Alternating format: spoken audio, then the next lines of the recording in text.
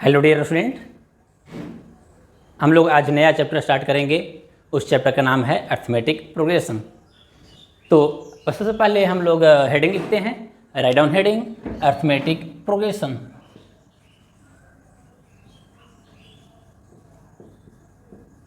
Arithmetic progression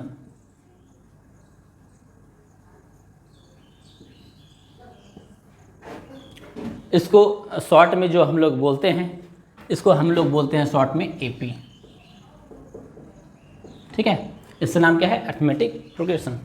अब हम लोग यह जानेंगे कि अर्थमेटिक प्रोग्रेशन जो चैप्टर है वह क्लास 10th में हमको पढ़ने की ज़रूरत क्यों पड़ा। ऐसे हम लोग अर्थमेटिक जो प्रोग्रेशन चैप्टर है हम लोग क्यों पढ़ना है। तो सबसे पहले यह जानने के लिए, जैसे आपसे अगर कोई पूछ दे कि चलिए आप 1 से लेकर के 1000 तक का जो नंबर है वह नंबर ऐड करके बताइए, तो आप लोग ऐड करेंगे 1 + 2 + 3 ना, सब ऐड करते चले जाएंगे। तो आपको कितना टाइम लगेगा? बहुत टाइम लगेगा। आपको बोल दिया जाए कि 1 से लेकर के जो 1 लाख है वहाँ तक ऐड करेंगे तो आपको बहुत टाइम लगेगा। फिर बोला जाए जैसे 3 + 5 + 7 + 9 ऐसे करते हुए चले जाना है, और ऐसे करते करते 100 टर्म तक चले जाओ और वहाँ तक ऐड करो, तो आपको क्या होगा, इसमें ऐड करने में बहुत परेशानी होगा। ऐड कर लेंगे लेकिन परेशानी भी होगा और टाइम टेकन भी बहुत ज़्यादा लगेगा। लेकिन हम लोग जब एपी पढ़ लेंगे तो जैसे हमको ये सब बोला जाएगा ऐड करने के लिए, ठीक है, तो ऐड करने के लिए हम तुरंत उसका आंसर बता देंगे। अब ये पूछ सकते हैं कि सर क्या हम हर एक नंबर को ऐसे ऐड कर सकते हैं? तो नहीं, उसके लिए जरूरी मतलब ऐसा नहीं है कि हर एक नंबर को ऐड कर सकते हैं। हाँ, वो नंबर होना चाहिए, एक फिक्स सीक्वेंस होना चाहिए। सीक्वेंस कहने का मतलब क्या हुआ कि सीक्वेंस कहने का मतलब ऐसा होना चाहिए कि 3, 5, 7, जैसे आपसे पूछा जाए कि 3 लिखा गया, 5 लिखा गया, 7 लिखा गया, तो नेक्स्ट टर्म क्या आएगा? तो आप लोग बोल सकते हैं कि चलिए सर नेक्स्ट टर्म 9 तो आएगा, फिर नेक्स्ट टर्म क्या आएगा? तो 11 आएगा, फिर नेक्स्ट टर्म क्या आएगा? तो 13 आएगा। अब बता देंगे। क्यों बता दे रहे हैं? इसलिए बता रहे हैं कि यह सीक्वेंस में है, तो जो भी नंबर सीक्वेंस में रहेगा तो उस नंबर को हम लोग ऐड कर सकते हैं। क्लियर? कोई दिक्कत? ऐसे लेकर के टोटल बोला 100 टर्म तक बोला जाएगा, तो उस टर्म को हम लोग यहाँ पर ऐड कर सकते हैं आसानी तरीक़े से, कोई दिक्कत नहीं है। हाँ, बशर्ते कि वह सीक्वेंस में होना चाहिए। तो आप बोलोगे सर तो ठीक है, अब सीक्वेंस में होना चाहिए, तो ये भी तो सीक्वेंस में है कि जैसे मान लो कि बोला गया कि 3 की पावर 1, फिर 3 की पावर 2, 3 की पावर 3, ठीक ना, ऐसे बोला गया 3 है, 9 है, फिर 27 है, फिर 81 है। तो नेक्स्ट टर्म बता सकते हैं आप कि 3 के पावर 5 है, तो ये भी तो सर सीक्वेंस में है, इसका भी एडिशन होगा। तो हाँ, इसका भी एडिशन होगा। जो भी नंबर सीक्वेंस में रहेगा हर एक नंबर का क्या होगा? एडिशन होगा। लेकिन जो हम लोग को जो पढ़ना है, ठीक है, क्या पढ़ना है? एपी अर्थमेटिक प्रोग्रेशन जो पढ़ना है उसमें ऐड किस नंबर का होगा? जिसमें डिफरेंस होना चाहिए। जैसे देखो 3 + 2 ऐड कर रहे हैं ना, 5 + 2 ऐड कर रहे हैं, जिससे आप बोल सकते हैं कि 5 में से 3 घटाओगे तो कितना आएगा? 2 आएगा। 7 में से 5 घटाएंगे कितना आएगा? 2 आएगा। 9 में से 5 घटाएंगे तो कितना आएगा? 2 आएगा। तो जब भी ऐसा डिफरेंस वाला रहेगा ना, डिफरेंस कॉमन डिफरेंस सबका सेम रहेगा, तो वो हम लोग को भी पढ़ना है, उसको बोलते हैं एपी। इसको एपी हम लोग नहीं बोलेंगे। तो सबसे पहले हम लोग जानते हैं कि सीक्वेंस किसको बोलेंगे, ठीक है। तो पहले हम लोग लिखेंगे सीक्वेंस हम लोग किसको बोलेंगे, उसके बाद हम लोग पढ़ेंगे एपी के बारे में। तो राइट डाउन हेडिंग टॉपिक लो सीक्वेंस।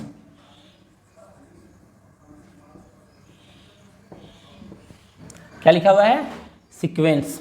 अब सीक्वेंस क्या है? A sequence is an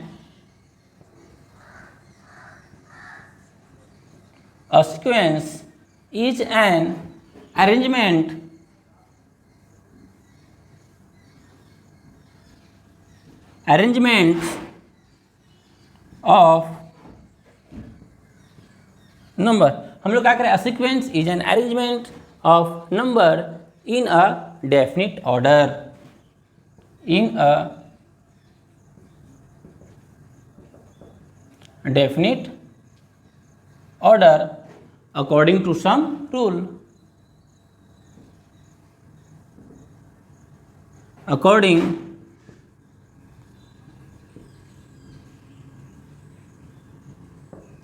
according to some rule.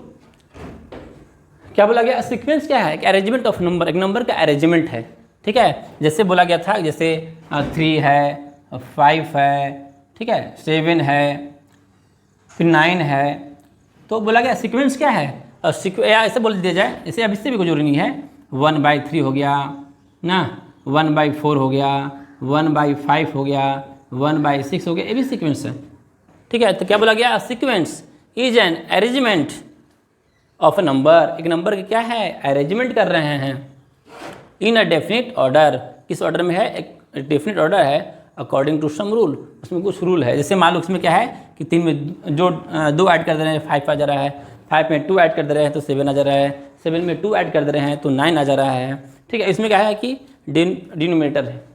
Clear ना? सीक्वेंस समझ में आ गया होगा। अब सीक्वेंस में ही, सीक्वेंस बहुत सारे टाइप के हो सकते हैं, ठीक है, लेकिन सीक्वेंस में ही क्या है? एपी पढ़ना है। तो सबसे पहले ये लिखने लिए होंगे आप लोग, इसको अच्छे से लिख लीजिए, समझ में तो आ गया होगा। उसके बाद जो सीक्वेंस है,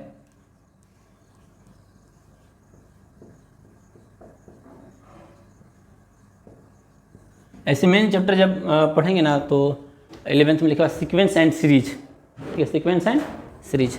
तो एक सीक्वेंस में है, ठीक है, 9 दिया गया तो गया सीक्वेंस एंड सीरीज।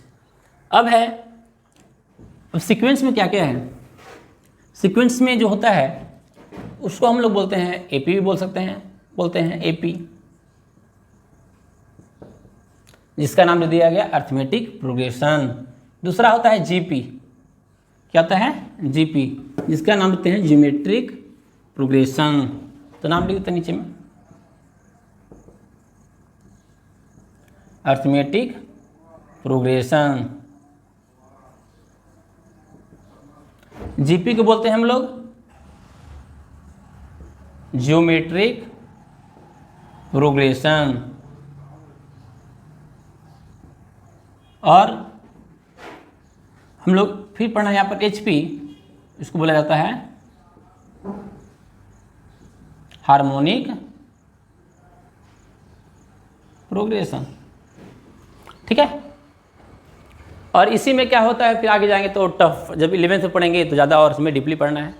लेकिन अभी जो आप लोग को पढ़ना है वो क्या पढ़ना है? ज़्यादा डीप में नहीं पढ़ना है, कि बेसिक पढ़ना है।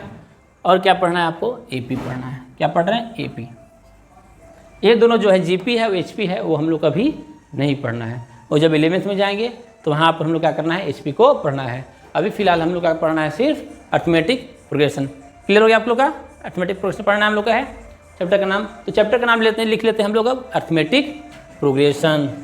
Right on heading arithmetic progression.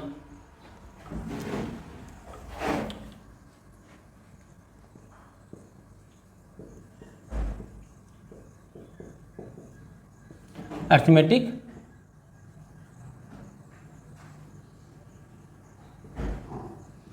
ठीक है, अर्थमेटिक प्रोग्रेशन।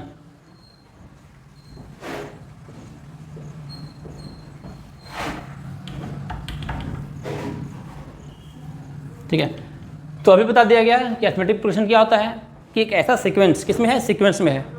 और सीक्वेंस में कैसा है कि जैसे कोई भी नंबर ले लिए, जैसे मान लें कि हम स्टार्ट कर दिए, हम 4 से स्टार्ट कर दिए तो 4 ले लिए, 7 ले लिए, 10 ले लिए, 13 ले लिए। आपसे पूछा जाए कि नेक्स्ट टर्म कौन सा आएगा, तो आप बता सकते हैं कितना है? 16 होगा। क्यों? कि देख रहे हैं कि 4 में 3 ऐड कर रहे हैं तो 7 आ रहा है, 7 में 3 ऐड करेंगे तो 10 आएगा, 10 में 3 ऐड करेंगे तो 13 आएगा, और 13 में 3 ऐड करेंगे तो क्या आएगा आपका? 16 आएगा। तो एपी किसको बोलेंगे? एपी उसको बोलेंगे जिसका जो डिफरेंस होना चाहिए। जैसे मान लो कि A1 हुआ फर्स्ट टर्म, ये हो गया A2, ये हो गया A3, ये हो गया A4 और ये हो gया आपका A5। तो A1, A2, A3, A4 और A5 को अर्थमेटिक प्रोग्रेशन बोलेंगे। क्या बोलेंगे? अर्थमेटिक प्रोग्रेशन बोलेंगे। जब देख रहे हैं कि इसमें क्या कि 7 में से 4 घटाएंगे तो कितना आएगा? 3 आएगा, और 10 में 7 घटाएंगे तो 3 आएगा।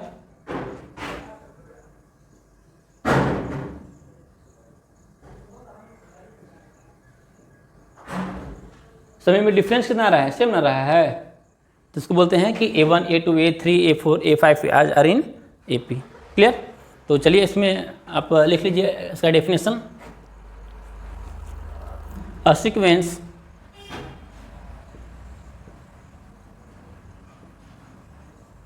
A1, A2, A3, A4, A5 dash dash n are called arithmetic progression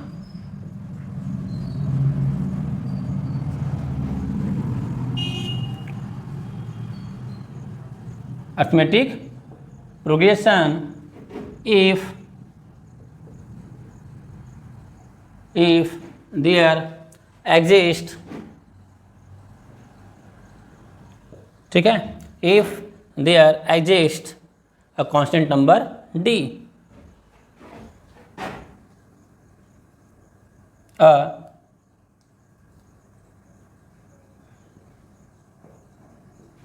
constant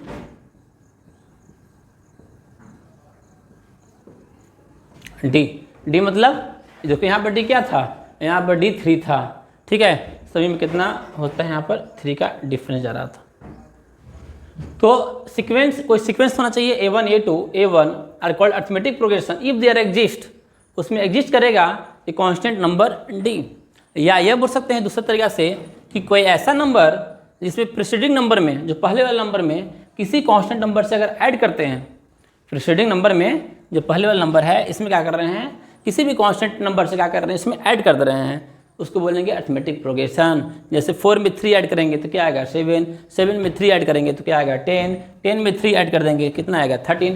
तो एक पार्टिकुलर क्या होगा, जो कांस्टेंट नंबर है वो उसमें ऐड कर दे रहे हैं, तो ऐड करने से क्या बन रहा है, एक तुम्हारा एक सीक्वेंस बन जा रहा है, और सीक्वेंस को बोलेंगे हम लोग अरिथमेटिक प्रोग्रेशन।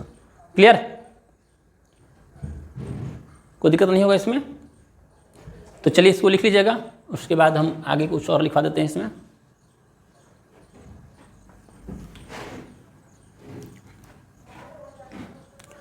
जैसे इसमें ले लेते हैं, ऐसे ले लेते हैं 3 ले लेते हैं, नंबर 3 हो गया।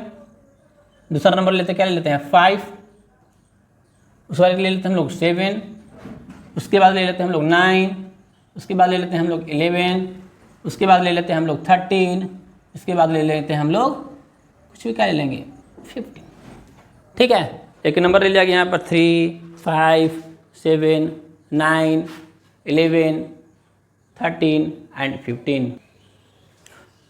ठीक है, तो इसमें कुछ कुछ चीज़ जो यूज है और आगे टर्म निकालने के लिए फॉर्मूला आता है, वो निकालने के लिए हम बता दे रहे हैं अभी आपको।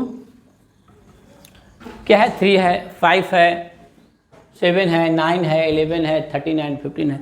इसमें अगर बोल दिया कि चलो ऐसे चलो, और तुम बताओ कि इसको जो इसके आगे बढ़ोगे तो 58 जो टर्म होगा, 58 टर्म, ये आपका क्या हो, ये आपका फर्स्ट टर्म है, ये सेकेंड टर्म है, ये थर्ड टर्म है, फोर्थ टर्म है, फिफ्थ टर्म है, कोई दिक्कत नहीं ना। ऐसे बोले चलते चले जाओ, और 58 जो टर्म है, 58वां टर्म है, वो टर्म क्या होगा बता दो। तो ये सब निकालने के लिए सीख रहे हैं कैसे उसको निकालेंगे हम लोग। ठीक है, तो सबसे पहले इसको, ये तो आगे ऐसे बढ़ते हुए चला जाएगा, ठीक ना, ऐसे बढ़ते हुए जाएगा। मान लो कि इन टर्म, क्या लिखा गया, इन टर्म लास्ट में। तो 3 है, अब इसको लिखते हैं 3, 5 को क्या लिख सकते हैं, 5 को लिख सकते हैं 3 + 2। ठीक है, इसको क्या लिख सकते हैं 3 + 2 × 2। इसको क्या लिख सकते हैं 3 + 3 × 2। इसको क्या लिख सकते हैं 3 + 4 × 2। इसको क्या लिख सकते हैं 3 + 5 × 2। 3 प्लस क्या होगा ये 6 × 2। क्या लिखा गया 3 है, फिर 3 + 2 है, 3 + 2 × 2 है, 3 + 3 × 2 है। ठीक है, ऐसे इसको लिखा गया है। हम लोग ऐसा क्यों लिख रहे हैं, ऐसा क्यों लिख रहे हैं आप। ठीक है, तो देखो यहाँ पर कोई दिक्कत नहीं लिखने में तो कोई दिक्कत नहीं है, सब आ रहा है। 4 × 2 = 8 + 3 11 भी आ रहा है, 5 × 2 = 10 + 3 13 आ जा रहा है, 6 + 2 12 + 3 कितना हो जा रहा है आपका 15 आ जा रहा है। ठीक है, अब इसमें हम मान लेते हैं कि लेट, अभी समझाने के लिए बस बोल रहे हैं, समझाने के लिए हम, मेरा अपना तरीका है। ठीक है, ऐसा नहीं कि तुमको सब चीज़ बुक मिलेगा। हम मान लेते हैं कि 3 की जगह पर ए ले लेते हैं, 3 की जगह पर ए ले लेते हैं। और जहाँ 2 2 आ रहा है ना, देखिए यहाँ पर 2 यहाँ भी है, 2 यहाँ भी है, 2 यहाँ भी है, 2 यहाँ भी है, 2 यहाँ भी है और 2 यहाँ भी है। तो हम 2 को मान लेते हैं डी। क्या मान लेते हैं 2 को? डी। तो देखो इसको ऐसा लिख सकते हैं, ए फिर ए प्लस डी फिर ए प्लस 2 इंटू डी, ए प्लस 3 इंटू डी, ए प्लस 4 इंटू डी, ए प्लस 5 इंटू डी, ए प्लस 6 इंटू डी, ऐसे आगे भी बढ़ते चला जाएगा, कोई दिक्कत नहीं। देखो यहाँ पर ये होता है A1 मतलब फर्स्ट टर्म, ये होता है A2 सेकेंड टर्म, इसको बोलते हैं A3 थर्ड टर्म, इसको बोला गया A4 फोर्थ टर्म, इसको बोला गया A5 फिफ्थ टर्म, इसको बोला गया A6 छठा टर्म, इसको बोला गया A7 सातवां टर्म। टर्म तो निकालने के लिए बता दिया गया। अच्छा एक चीज़ बताइए, ध्यान से देखिएगा, जो बहुत ही इंपॉर्टेंट है, जो मैं बताने जा रहा हूँ अभी। यहाँ A1 है तो क्या लिखा है A, A2 है तो क्या लिखा गया A प्लस डी, A3 है तो क्या लिखा गया A प्लस 2D, 3 है तो 2, 2 है तो 1, 3 है तो 2, 4 है तो 3, ठीक है, 4 है तो 3, 5 है तो 4, 6 है तो 5, ये दिख रहा है ना। यहाँ 2 है तो यहाँ D के पहले कितना है 1, यहाँ 3 है तो D के पहले कितना है 2, यहाँ 4 है तो कितना है 3, एक कम जा रहा है ना, एक कम हो रहा है, आपको दिख रहा होगा। यहाँ पर 5 है तो यहाँ कितना है 4, 6 है तो यहाँ कितना है D के पहले 4, बाकी तो सब सेम ही है, 7 है तो यहाँ पर कितना है 6, एक कम हो रहा है, ठीक है। तो फाइनली हम ये बोल सकते हैं क्या कि अगर ऐसे चलते चलते चला जाएगा n टर्म तक, कितने टर्म तक n टर्म n, तो an इक्वल टू लिखते हैं an equal to a plus n minus 1 into d. क्यों? क्योंकि अगर n टर्म है तो क्या हमेशा क्या था d के पहले एक कम था, एक कम, ठीक ना। इसीलिए हम इतना जो लंबा चौड़ा लिखवाए हैं बस ये फॉर्मूला समझाने के लिए लिखवाए हैं। फार्मूला हम डायरेक्ट भी लिख सकते थे एक बार में, लेकिन एक तो तुमको समझ में आ जाएगा तो तुमको फार्मूला भी समझ में आ जाएगा कि हो क्या रहा है, ठीक है। तो ए और डी था, अब एन क्या था यहाँ पर n माइनस 1, एक हमेशा कम हो रहा था, ठीक है। n माइनस 1 क्यों लिखे हैं? क्योंकि यहाँ पर n टर्म है, जितना यहाँ लिखा था वहाँ से यहाँ क्या था एक कम था, 5 है तो 4, 6 है तो 5, तो n है तो यहाँ पर n माइनस 1। क्लियर?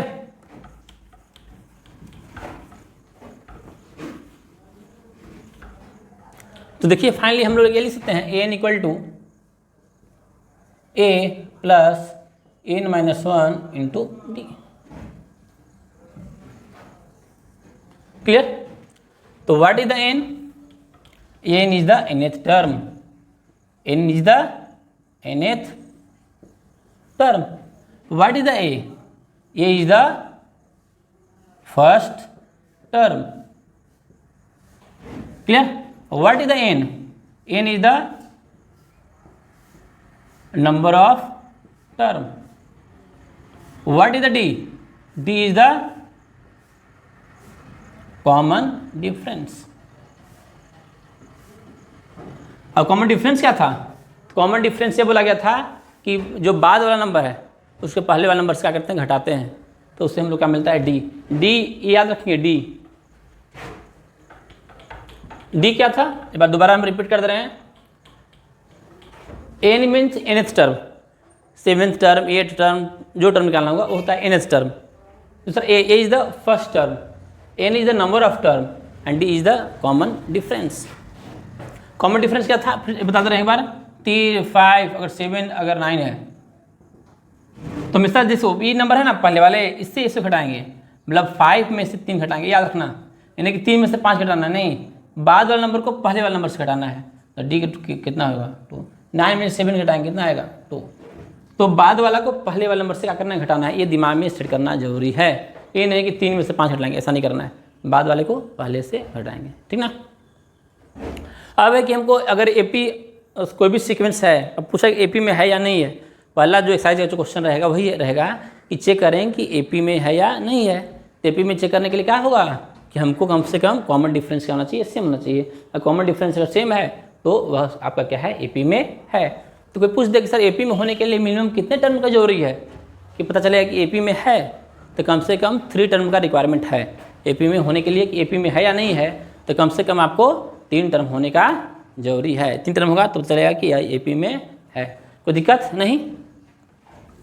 तो चलिए उसी का कुछ क्वेश्चन मान लेते हैं। जैसे क्वेश्चन में आ गया, पहले तो एपी पहचान के लिए तो एपी पहचान लेंगे, जिससे डिफरेंस आपको चेक करना है और एपी आपका निकल जाएगा। अब इसमें जो बोला फाइंड कौन से टर्म लें, जैसे फाइंड लेते हैं हम लोग 11 term, 11 find 11 term of the AP arithmetic progression, इसी का जो हम लोग पढ़ रहे थे अभी 3, 5, 7, ठीक है। बोला इसको ग्रामर टर्म बताओ, इसका ग्रामर टर्म क्या हुआ, 11 टर्म क्या हुआ, तो बस वही फॉर्मूला अप्लाई कर देना है। क्या अप्लाई करना है, n equal to a plus n minus 1 into D.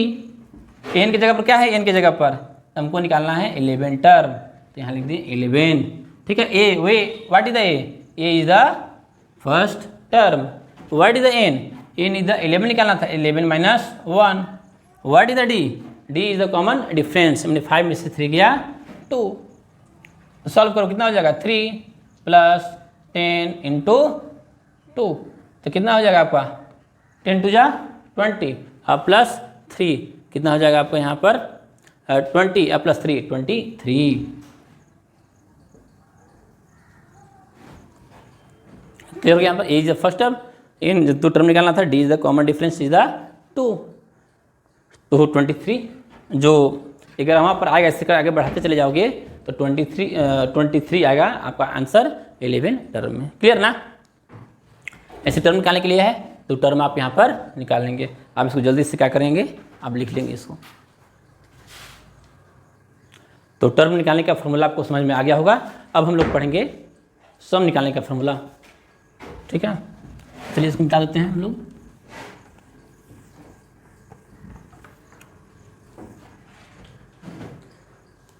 लिखिए, हेडिंग डालिए, सम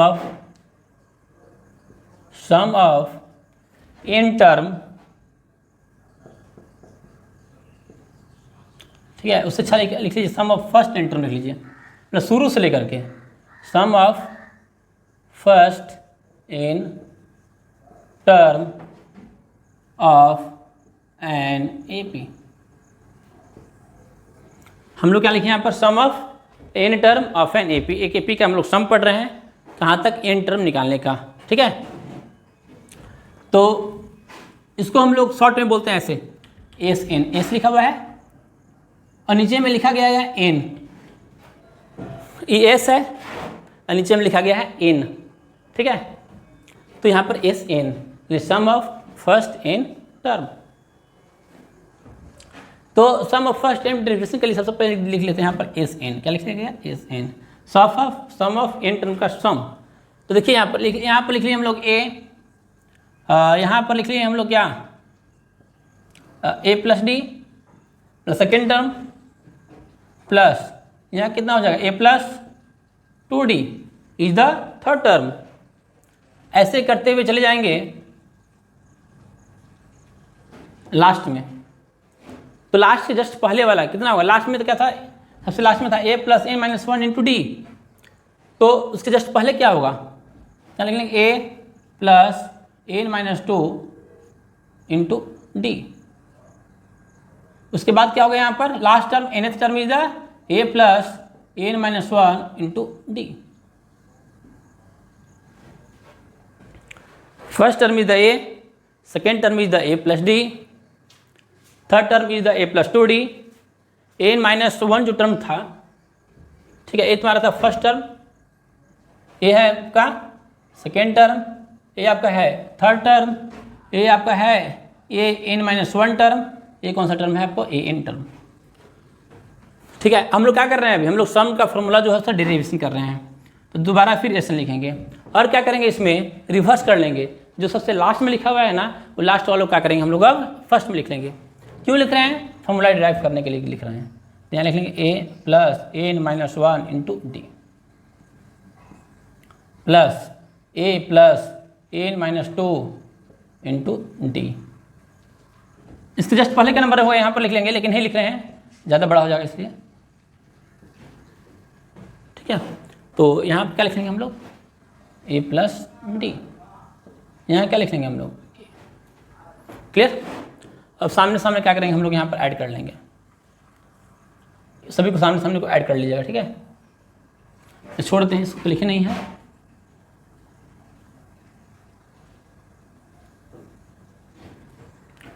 तो सभी को यहाँ पर जोड़ देंगे, तो एस प्लस एस कितना होगा, 2SN। इस दोनों को आप जोड़िएगा, कितना आएगा सामने सामने, 2a plus n minus 1 into D. इस सामने सामने जोड़ लीजिए, कितना आएगा, जोड़ लीजिए आप, 2a plus n minus 1 into D. ऐसे आगे बढ़ते चले जाइए, इसे जोड़िए, कितना आएगा, 2a plus n minus 1 into D. इसे जोड़िए, कितना आएगा, 2a plus n minus 1 into. Clear. तब यहाँ पर क्या हो गया, यहाँ पर एसएन हो गया, यहाँ पर तो 2SN। देखो यहाँ 1 2 3 टोटल ऐसे कितने हैं, ये है टोटल कितने हैं, n, मतलब एक टोटल टर्म कितना था, n टर्म था ना, शुरू में लिखवा दिया गया सम ऑफ n टर्म। कितने टर्म लिया गया, इसमें n टर्म लिया गया, तो टोटल कितने टर्म है, तो n टर्म है।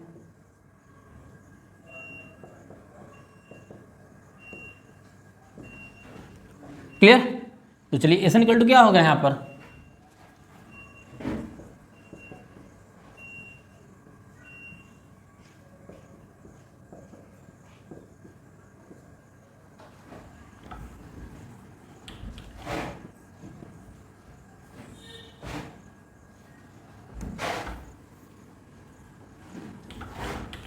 SN means sum of n term.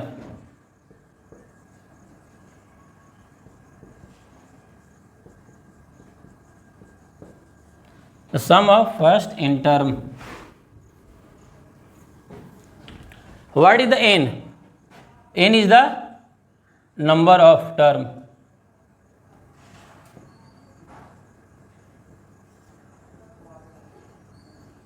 What is the A? A is the first term. What is the D? D is the common difference. ठीक है, तो चलिए इसको लिख लीजिए पहले सब जल्दी से, सम ऑफ n टर्म,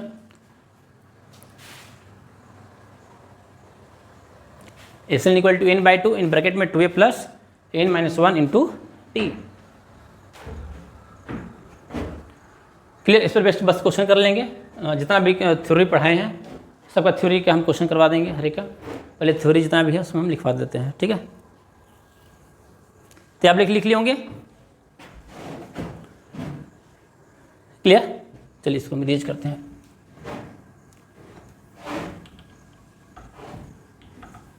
देखिए जो फॉर्मूला मेरा आया था इसको ऐसा लिख सकते हैं क्या, SN इक्वल टू n/2 और 2a को लिख सकते हैं a plus n minus 1 into d. तो यहाँ पर क्या हो गया, इसको ऐसा लिख लेते हैं, SN equal to n/2 a, ये जो पर दिख रहा है ना, ये क्या लिखा हुआ है, a लिखा हुआ है, तो नेक्स्ट फॉर्मूला तुम्हारा आपका ए भी हो गया। What is the SN, the sum of first n term, n is the number of term, what is the a is the first term, what is the n, n is the nth term. Clear.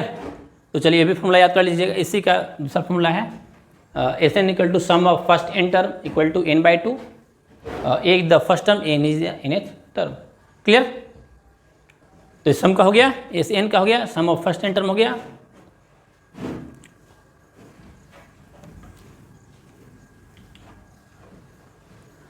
उसके बाद अगर आपको सम दिया हुआ term निकालना है तो उसके लिए एक और फॉर्मूला है। जैसे एक चीज़ और समझा देते हैं आपको, ये समझ में आ गया होगा आपको। नेक्स्ट देखिए, अगर मान लो कि S5 लिखा गया है तो ऐसा लिख सकते हैं 3 प्लस क्या लिखा गया था, 5 प्लस 7 प्लस 9 प्लस 11, कितना हो गया, S5 मतलब सम ऑफ फर्स्ट 5 टर्म। S4 लिखो, S4 को लिख सकते हैं 3 + 7 + 9, कोई दिक्कत नहीं। अब S5 में S4 घटा दो, 5 में से 4 घटा दो, इसमें से इसको घटा दो, घटाने से क्या होगा, सभी खत्म हो जाएगा, लास्ट में क्या बचेगा 11। What is the 11? 11 is the 5th term, 11 is the 5th term. हम लोग ऐसा लिख सकते हैं क्या, A5 equal to S5 minus S4। तो हम लोग ऐसा लिख सकते हैं इसको, AN equal to SN minus, अगर SN माइनस 1, अगर 5 है तो ये कितना है 4। तो ये भी क्या करना है, एक फॉर्मूला है, इसी फॉर्मूला को भी याद कर लेना है, बहुत इंपॉर्टेंट फॉर्मूला है जो बराबर यूज होता है अगर सम दिया हुआ है, अगर टर्म निकालना है तो AN equal to SN minus SN minus 1। Clear ना? बाकी तो क्वेश्चन सभी पूरा क्वेश्चन करवा देंगे, तभी जितना थ्योरी है थ्योरी को पढ़ा देते हैं। उसके बाद जैसे मान लो कि एक चीज़ छूट गया है, जिसमें मान लो कि अब शुरू में बताया गया था nth टर्म, तो स्टार्टिंग में बताया गया था AN इक्वल टू क्या फॉर्मूला बताया गया था, A + N - 1 इंटू D। ये क्या था, कहाँ से, फ्रॉम द बिगिनिंग। क्वेश्चन में ऐसा नहीं लिखा रहेगा कि फ्रॉम द बिगिनिंग, क्वेश्चन में तो लिखा रहेगा फाइंड द टर्म, ये लिखा रहेगा। लेकिन कोई बोल दे क्वेश्चन कि तू टर्म निकालो, और टर्म निकालो फ्रॉम द लास्ट, ठीक है, समझा रहा है, लास्ट टर्म दिया हुआ है, लास्ट टर्म से चौथा टर्म निकालो, ऐसा क्वेश्चन रहेगा। तो उसके लिए फॉर्मूला याद कर लीजिएगा कि टर्म निकालना है फ्रॉम लास्ट निकालना है। तो उसका फॉर्मूला क्या हो जाएगा, AN इक्वल टू जो टर्म निकालना है L minus N - 1 into D। ये लास्ट टर्म हो जाएगा, ठीक है, माइनस क्यों, क्योंकि डिफरेंस कॉमन D यहाँ पर उल्टा हो जाएगा, तो इसलिए फॉर्मूला यहाँ पर ये याद कर लेंगे। क्लियर? तो आगे फॉर्मूला कंप्लीट हो गया, और फॉर्मूला